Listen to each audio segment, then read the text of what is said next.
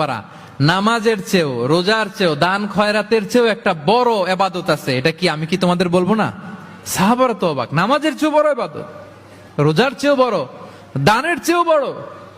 ক্বালু বালা ইয়া রাসূলুল্লাহ।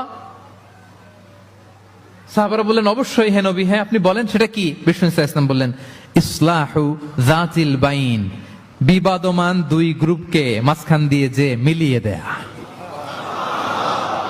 নামাজের চেয়েও বড়, রোজার চেয়েও, সাদাকার চেয়েও বড়, মিলায় দেওয়া। আমরা মনে করি সেজদা দিতে দিতে কপালে দাগ ফেলে দিছি, এটাই তো বড় ইবাদত। এটা তো নিঃসন্দেহে বড় ইবাদত।